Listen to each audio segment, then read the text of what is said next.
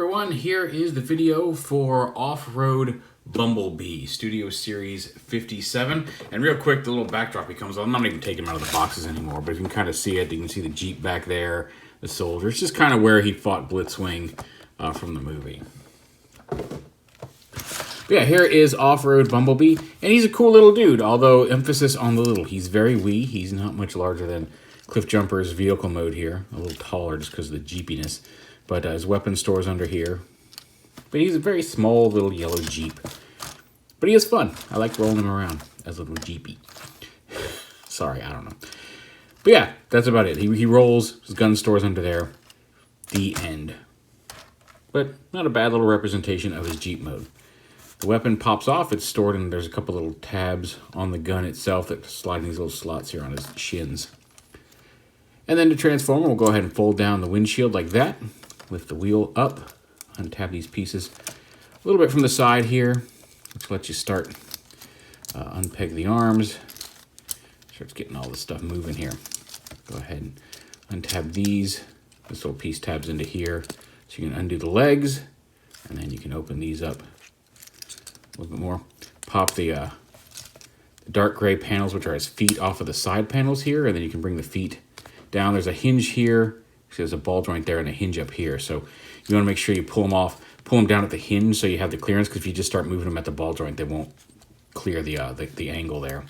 I'll go ahead and take the seats and fold them down, or I guess up, down from vehicle mode, up on the robot thigh.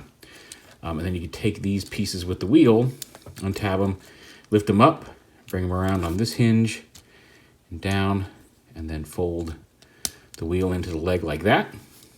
And the same over here. And the wheel folds into that little slot on the leg.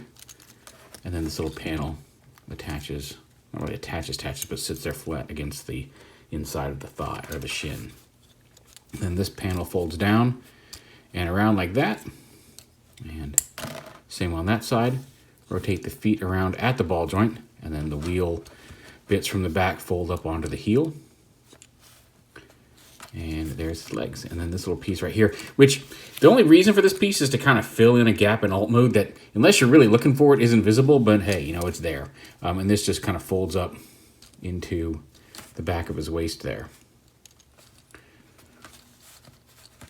And then up here, we'll go ahead, pop the hood open like this. And then this whole assembly comes down and out, and his head flips up on this long neck. Flips up and around. The arms fold back like that.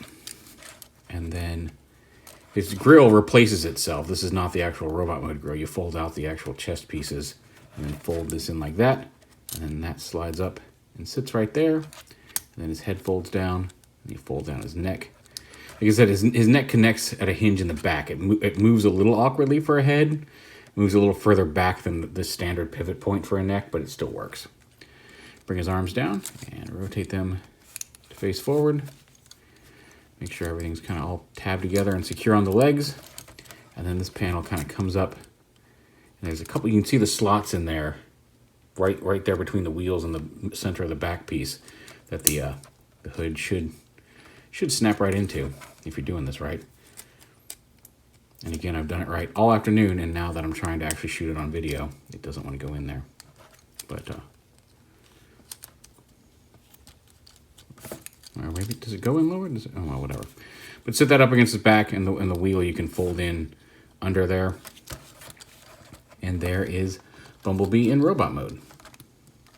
Like I said, his head turns, it can look up, although again, the pivot hinges that. It looks like his face can come off, and it's a separate piece. I don't know if they're going to do a battle mask variant, if they've got a standard head sculpt, or a separate head sculpt planned, but like you can see his face is a separate piece. Mine doesn't sit quite flush, but otherwise, it's a nice little Jeep Bumblebee. He's got ball joints at the shoulders. He's got the double hinge at the head. Bicep swivels. Just hinge elbows. No articulation there at the arm. Ball joint hips. Does have a thigh swivel. He does have a waist swivel. That dark part there, it can be a little difficult getting some clearance on some of the stuff, but it is there. And then hinge knees. And then a ball joint there at the ankle. He does come with a weapon, which you can either store, you can kind of clip onto the backpack here, like that.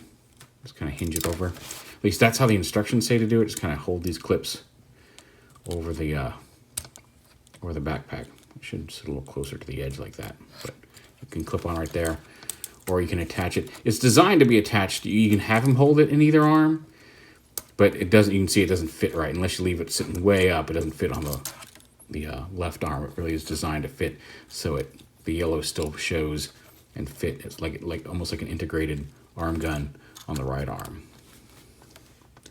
And like I said, he's not much larger than Cliff Jumper. So as a deluxe, a little bigger than Cliff Jumper, but not by much. So he's small, but he's a lot of fun, and I'm really happy with him.